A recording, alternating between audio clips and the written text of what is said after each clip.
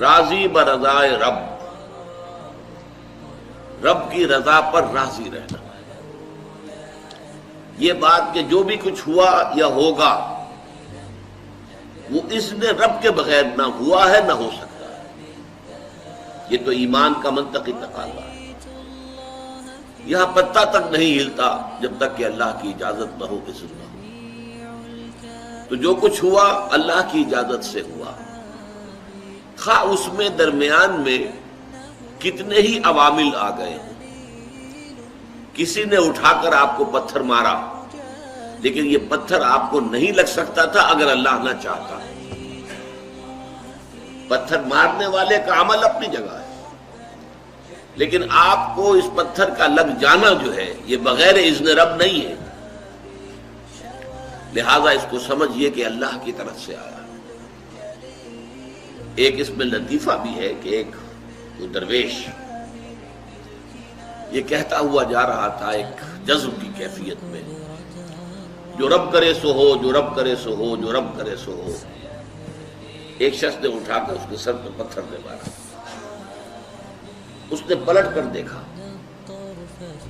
تو شخص نے کہا مجھے کیا دیکھتے ہو، جو رب کرے سو ہو۔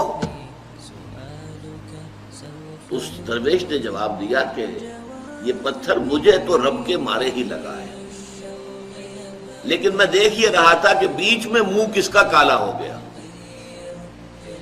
کس نے اپنے لیے جو ہے وہ عذاب اللہ کا کما لیا، ورنہ مجھے بہرحال یہ پتھر لگا ہے تو اس میں اذن رب شامل ہے۔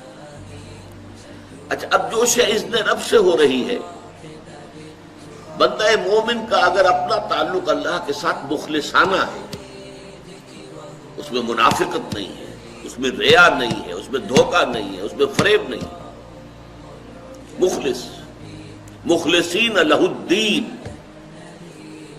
تو اللہ تعالیٰ کا تعلق بھی اس کے ساتھ ریسیپروکیٹ کرتا ہے۔ اللہ تعالیٰ انا عند ظن عبدی بی، حضور یہ اللہ کا قول ہے حدیث قدسی میں کہ میرا بندہ میرے بارے میں جو کچھ گمان کرتا ہے میں وہی سلوک اس کے ساتھ کرتا ہوں۔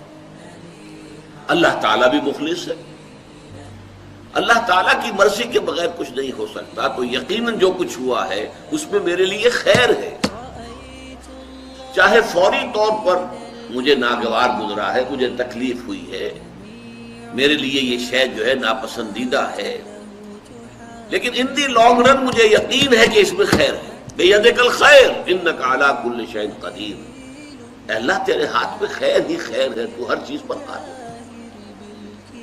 اچھا، جو ہوگا وہ بھی اذن رب کے بغیر نہیں ہوگا، یہی تصور اس کے بارے میں ہونا ضروری ہے۔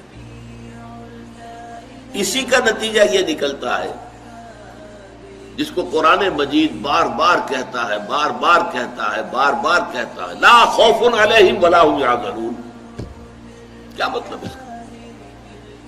نہ ان پر کوئی خوف ہے نہ حزن سے دو چار ہوتے ہیں۔ عام طور پر یہ سمجھا جاتا ہے کہ یہ آخرت میں ہوگا، آخرت میں تو بتمام و کمال ہوگا، دنیا میں بھی ہوتا ہے۔ خوف کس بات کا بھائی؟ ہوگا وہی جو میرا رب چاہے گا، وہ میرا دوست ہے، میں اس کا ولی، وہ میرا ولی۔ الا ان اولیاء اللہ لا خوف علیہم ولا هم یحزنون، جو اللہ کے ولی ہوتے ہیں، اللہ کے دوست ہوتے ہیں، ان کے نہ کوئی خوف ہوتا نہ حزن ہوتا۔ خوف کس بات کا؟ ہوگا وہ جو اللہ چاہے گا، اور جو کچھ اللہ چاہے گا اس میں کوئی نہ کوئی خیر ہوگا، چاہے فوری طور پر مجھے نظر نہ آئے۔ قرآن کہتا ہے سورہ بقرہ میں، عسیٰ ان تکرہوا شیئا وہو خیر لکم وعسیٰ ان تحبوا شیئا وہو شر لکم، عین ممکن ہے کہ تم کسی چیز کو ناپسند کرو درحال کہ اسی میں تمہارے لیے خیر ہو، اور عین ممکن ہے کہ تم کسی چیز کو پسند کرو درحال کہ اس میں تمہارے لیے شر ہو۔ اللہ یعلم وانتم لا تعلمون، اللہ جانتا ہے تم نہیں جانتے۔ تم افعال و اعمال و احوال و واقعات کے ظاہر کو دیکھتے ہو، اس سے متاثر ہو جاتے ہو، اس کے پردے میں کیا مشیت اذنی ہے، کیا ارادہ خداوندی ہے، اس کے پشت پر کیا چیز ہے جو اللہ تعالیٰ کو مطلوب ہے، یہ ہمیں نظر نہیں آتا۔ وی آر شارٹ سائٹڈ، ہماری نگاہ جو ہے بس کچھ دور تک جاتی ہے، اس سے آگے نہیں جاتی۔ لہذا افعال و اعمال و احوال و واقعات کے صرف ظاہر پر ہماری نگاہ ہے، باطن پر تو ہے ہی نہیں، لہذا ہم اس سے متاثر ہوتے ہیں۔ تو در حقیقت ایمان کا حاصل الا ان اولیاء اللہ لا خوف علیہم ولا هم یحزنون، اللہ کے دوستوں پر نہ کوئی حزن ہے نہ خوف ہے، کوئی سوال ہی پیدا نہیں ہوتا۔ اسی طریقے سے قرآن مجید جو ہے بلند ترین مقام جو انسان کا ہو سکتا ہے، اس کی تعبیر کے لیے الفاظ استعمال کرتا ہے رضی اللہ عنہم ورضوا عنہ، اللہ ان سے راضی ہو گیا، وہ اللہ سے راضی ہو گئے۔ یہ باہمی رضامندی ہے، دو طرفہ اللہ کے ساتھ تعلق ہوتا ہے، دو طرفہ تعلق ہوتا ہے۔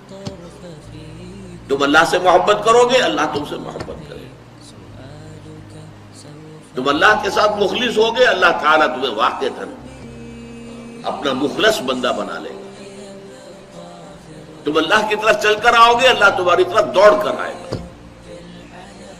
تم بارش برآؤ گے، اللہ ہاتھ بڑھائے گا۔ تم اسے محفل میں یاد کرو گے، اللہ اس سے کہیں بہتر محفل میں تمہارا تذکرہ کرے گا، ملائکہ مقربین کی محفل میں۔ تم اللہ کو اپنے دل میں یاد کرو گے، اللہ اپنے جی میں تمہیں یاد کرے گا۔ یہ دو طرفہ معاملہ ہے۔